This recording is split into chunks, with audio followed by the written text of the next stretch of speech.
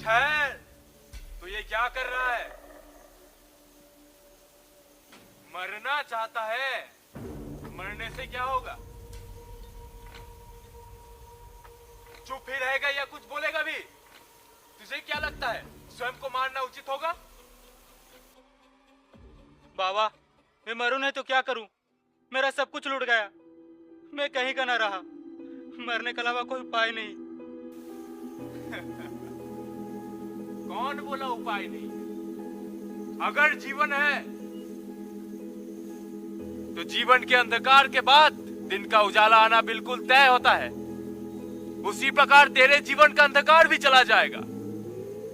कारण तो बता। मेरा नाम रघुवीर है। मेरा छोटा सा अंडे को कारोबार था। मैं अंडे को कारोबार को बंद कर पोल्ट्री फार्म को कारोबार के लिए बैंक से 10 लाख का लोन लिया। मुझे लगा सब सही चल रहा है, लेकिन मैं गलत था। मेरा किस्मत ब्लड फ्लू के हवा ने मेरे सारे पोल्ट्री मुर्गियों को अपने साथ उड़ा ले गया। अब मैं क्या करूं? बोलो बाबा, अब मैं क्या करूं? बस सुन, मैं तुझे अंधेरों से उजाले में जाने का राह बतलाता हूं।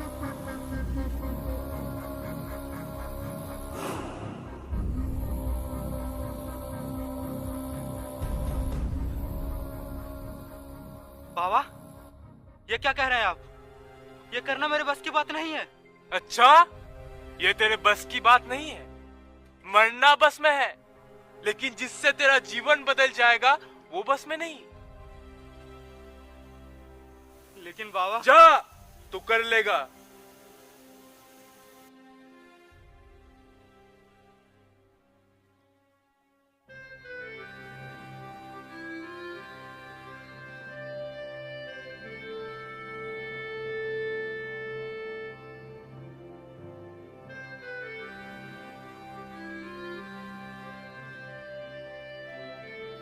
रघुवीर, यार क्या बात है? व्यापार कारोबार का बात था तो वो तो घर पे ही कर लेते। देख यार, तू तो अच्छे से जानता है मेरा पोल्ट्री फार्म वाला धंधा कैसे डूब गया। इसलिए कुछ मिलकर धंधा करते हैं, और नए धंधे कारोबार के लिए शुरुआत नए विचार से करना होगा, और नए विचार नई जगह दिखने घूमने से मिलेगा। बात तो ठीक है, चलो फिर।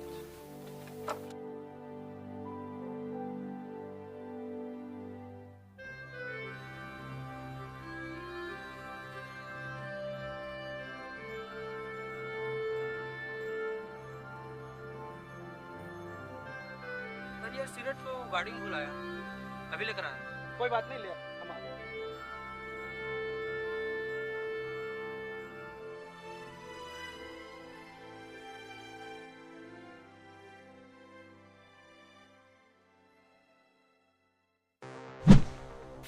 रघुवीर, ये क्या?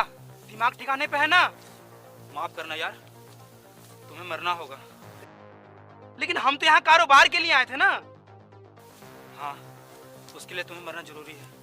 अगर ऐसी बात है तो मैं नहीं, तू मरेगा।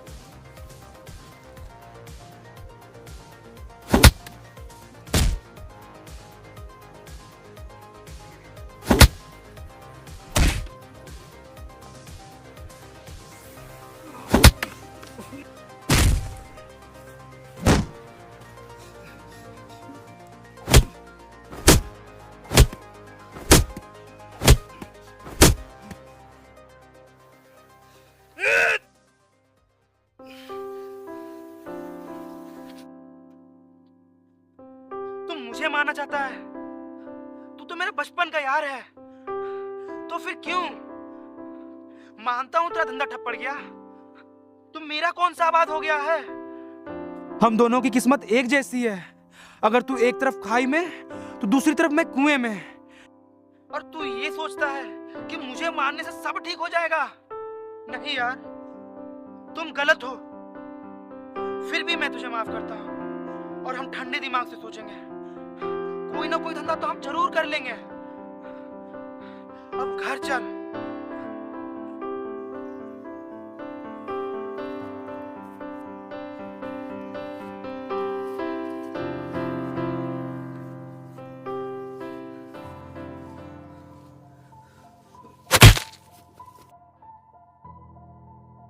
हम दोनों की किस्मत एक जैसे नहीं है।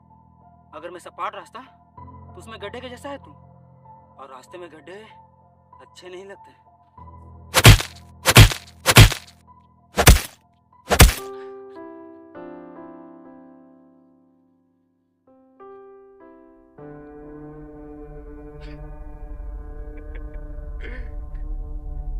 वाह, मैंने कहा था ना तू कर लेगा।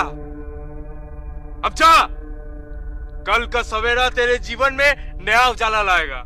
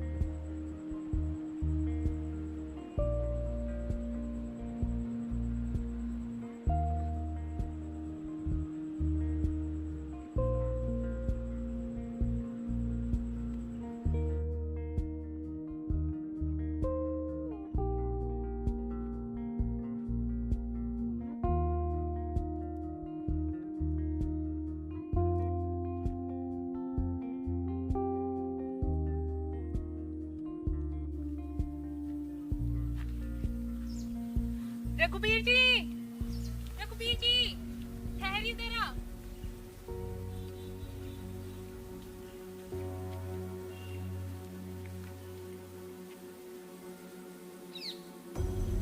हाँ भाभी जी। सुनिए ना, मेरे वो पिछले 8 दिनों से घर नहीं आए हैं, ना ही उनका कॉल लग रहा है। वो तो आपके साथ में थे ना? अच्छा, प्यारलाल ने और क्या बताया? कुछ खास नहीं, कह रहे थे कि आपने कॉल किया है तो जाना पड़ेगा। अरे भाभी जी, प्यारलाल ने बताया नहीं, वो कोलकाता गया है नए कारोबार धंधे के लिए। शायद भाभी जी आपको चकित करना चाहता हो, इसलिए नहीं बताया होगा। अच्छा, उनको भी ना सिर्फ हमको चकित करने की पड़ी रहती है, और हम यहाँ अकेले ही परेशान रहते हैं। अच्छा भाभी, मैं चलता हूँ, काम के लिए देर हो रहा है।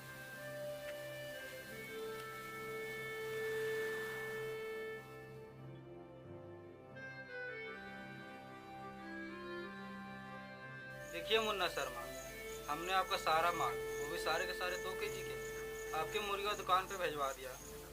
लेकिन आप मेरे मुर्गियों की कीमत देने में बहुत वक्त लगाते हैं। और जल्दी कर देते तो आपका मेरा व्यापार और भी ऊंचाइयों को छूने लगता। कैसा चल रहा है पोल्ट्री फार्म रघुवीर जी? आप लोगों दुआओं से बढ़िया जबरदस्त। बताइए कितना किलो माल निकाल दे? ए गोपाल, नूर अली के लिए अच्छे वाले पोल्ट्री मुर्गी निकाल। जी कत किलो लागबे? बताओ नूर अली, कितना किलो? हमें आपसे मुर्गियां नहीं चाहिए। क्यों? मुर्गी काटने का दुकान बंद कर रहे हो? अरे नहीं नहीं, मैं दुकान बंद नहीं कर रहा हूँ। जो आपसे मुर्गियां ले जाता था अब वो नहीं चाहिए। क्यों, क्या बात हो गई? मैं तो तुम्हें अच्छे वाले पोल्ट्री मुर्गी देता हूँ। वो बात नहीं है रघुवीर जी, बात ये है कि आपके मुर्गियों का कीमत ज्यादा है। पास में ही एक नया पोल्ट्री फार्म खुला है, आपके 2 मुर्गियों की कीमत पे वहाँ 3 मुर्गियां मिल जाता है, वो भी आप ही के जैसा। तो अब वहीं से मेरे पोल्ट्री मुर्गी का लेन देन का खाता रहेगा, यही बताने आया था। अरे मियाँ, मेरे लेन देन के खाते का क्या? वो तो आप समझे। हाँ, अगर आप भी अपने मुर्गियों का दाम सस्ता कर दे तो। ये नहीं हो सकता। मेरे जो फार्म की मुर्गियाँ हैं पूरे बाजार में कहीं नहीं मिलेगी। एकदम स्वस्थ ताजे मुर्गियाँ। तो आप ही रखिए अपने स्वस्थ और ताजे मुर्गियाँ, मैं चला।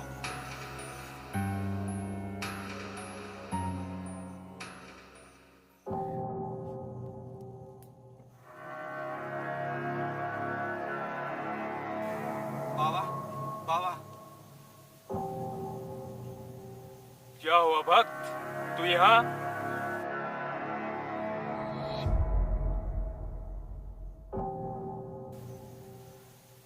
बाबा, मैं फिर से मुश्किलों में पड़ गया हूँ।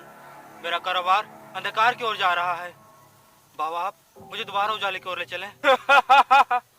जरूर ले चलूंगा, लेकिन उसके लिए तुझे भोग चढ़ाना होगा। फिर से बाबा? दोबारा नहीं कर सकता। पिछली बार अपने मित्र को मार डाला, अब नहीं। रघुवीर, मेरे भक्त, तुझे शायद ये ज्ञात नहीं, मेरी जो शक्तियां हैं वो मानव भोग करने से आता है, और तेरी मनोकामनाओं को पूर्ण करने के लिए मुझे भोग चाहिए। मुझे मानव भोग चाहिए। लेकिन बाबा, कुछ मत कहो।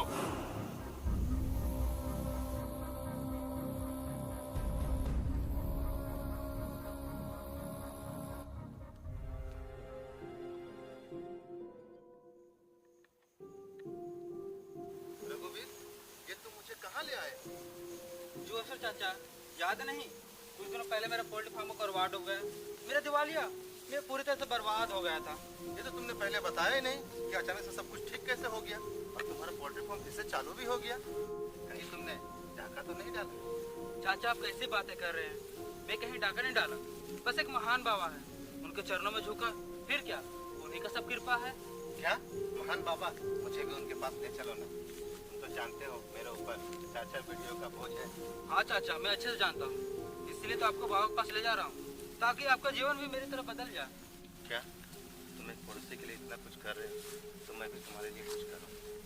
मैं जानता हूँ मेरी मझली बेटी तुम्हें बहुत पसंद है, क्यों तुम उससे विवाह कर दो। आप जानते हैं मैं विवाह नहीं कर सकता। पर क्यों बेटा? चाचा, हम पहुँचने वाले हैं। पर यूं ही अकेले कब तक रहो? अकेला रहना अच्छा लगता है।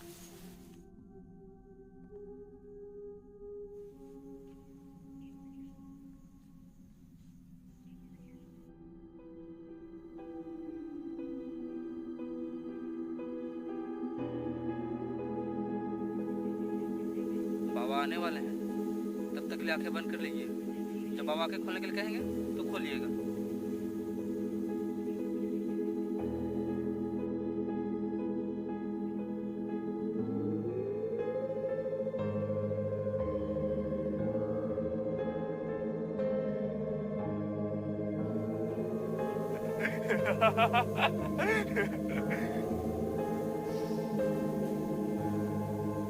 ताजा ताजा खून, मैं तेरे इस भोग से प्रसन्न हूँ।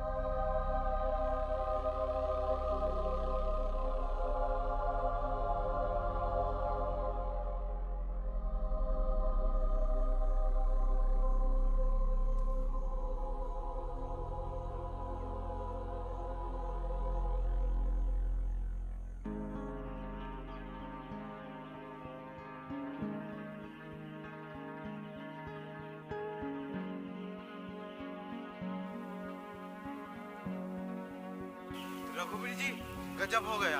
क्या गजब हो गया? नए पोल्ट्री फार्म का मालिक अचानक से मारा गया। सोचने वाली बात यह है कि ना उसका किसी ने कत्ल किया, ना ही उन्होंने आत्महत्या की।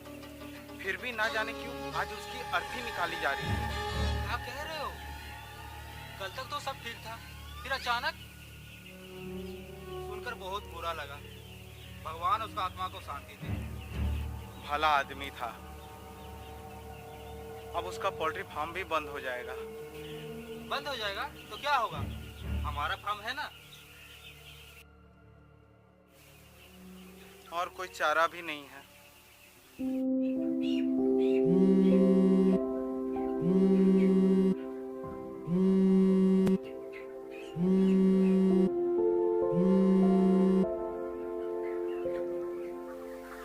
हाँ भाभी जी।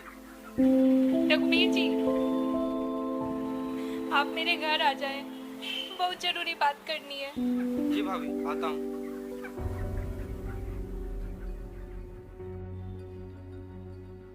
रघुवीर जी, भाभी जी, अब रो क्यों रही हैं?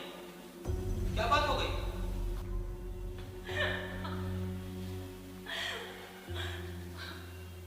हमें समझ नहीं आता, इतने दिनों से वो घर नहीं आए हैं। ऐसा मजाक उन्होंने पहले कभी नहीं की। चाहे उन्हें कितना भी काम क्यों ना हो, एक में से जरूर कर देते हैं। हाँ, पर भाभी जी आपको परेशान होने की जरूरत नहीं है। प्यारे लाल जल्दी आ जाएगा। नहीं रघुवीर जी, मेरा जी बहुत घबरा रहा है, कहीं उन्हें कुछ हो ना गया हो। ऐसी कैसी बातें कर रहे हैं भाभी जी? प्यारे लाल को कुछ नहीं हुआ होगा। अगर कुछ नहीं हुआ होता तो उनका फोन क्यों बंद है? बात तो है, लेकिन आपको परेशान होने की जरूरत नहीं है, सब ठीक होगा। मैं अब कुछ नहीं जानती। मैं कल पुलिस में रिपोर्ट लिखाने जाऊंगी और आप भी मेरे साथ चलिएगा। पिछली बार आप ही मेरे पति के साथ थे। पुलिस में रिपोर्ट? क्या जरूरत है? जरूरत है? कहीं आपको भी मेरे पति के साथ होगा? ऐसा कैसे बातें कर रहे हैं भाभी जी? प्यारे लाल मेरे बचपन के यार है, मैं उसके साथ कुछ बुरा करूंगा? ठीक है, कल हम पुलिस में रिपोर्ट लिखाने जाएंगे। शुक्रिया रघुवीर जी, कल याद से सुबह 10 बजे आ जाइएगा।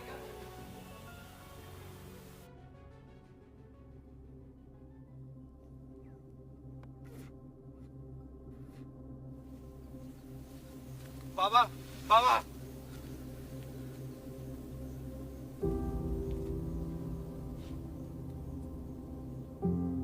क्या हुआ भक्त, तू यहाँ? अब कौन से नए अंधकार में उलझ गया है? बाबा, मैं कितना भी कोशिश कर लूं, मेरे जीवन से अंधकार दूर होने वाला नहीं। एक अंधकार से निकलकर उजाले में जाने से पहले दूसरे अंधकार में उलझ जाता हूँ। ऐसे तो सारा जीवन अंधकार दूर करने में निकल जाएगा। रघुवीर, मेरे भक्त, जीवन रात जैसे जीवन का अंधकार, वैसे दिन जीवन का उजाला, दोनों का आना बिल्कुल तय होता है। अगर किसी के जीवन से अंधकार चला जाए तो उजाले का कोई महत्व नहीं। इसी को जीवन जीना कहते हैं और यही जीवन का रीत है। मुझे नहीं चाहिए रात का वो अंधेरा जिसमें डर, घबराहट, नाकामी, किसी का गुम हो जाने का ख्याल। बाबा, सिर्फ मुझे उजाले में जीवन जीना है। सिर्फ आप कहिए, कितनों का भोग चढ़ाना होगा? रघुवीर, तेरा मनोकामना पूर्ण होगा, लेकिन उसके लिए क्या तू वो भोग चढ़ा पाएगा जो तुझे सबसे प्रिय है? मैं उन हर प्रिय लोगों का भोग चढ़ा दूंगा जिससे मेरा जीवन उजाले की ओर जाए।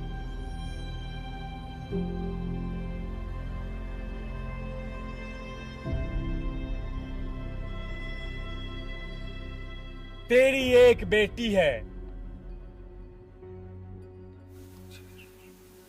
अपनी बेटी को मुझे भोग में चढ़ा। क्या? नहीं नहीं बाबा, अपनी बेटी का भोग? देख रघुवीर, मेरी जो शक्तियां हैं वो मानव के भोग करने से आता है। अगर साधारण भाषा में कहूं तो अगर किसी के जीवन जीने की आयु 100 वर्ष है, लेकिन उसका भोग 50 वर्ष की आयु में करता हूं, तो उसकी शेष आयु मुझे प्राप्त होती है। और मैं शक्तिशाली होता जाता।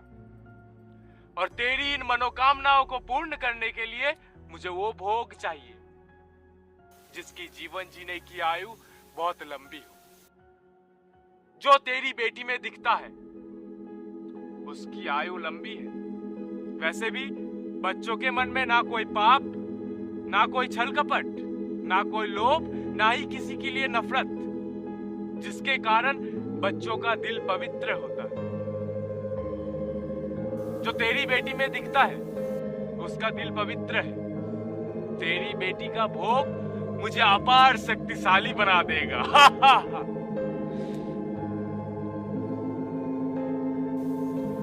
जा अपनी बेटी को भोग के रूप में ला। बाबा, अपनी बेटी का भोग, ये सोचने के ख्याल से मेरा रूह कांप जाता है। अगर आप कहें तो किसी और के बच्ची को भोग के रूप में सजा दूं? नहीं मूर्ख, तेरी बेटी का नरम भोग। अगर नहीं कराना चाहता तो अपनी मनोकामनाओं को भूल जा। तो और अगर कराना चाहता है तो मुझे भोग चढ़ा।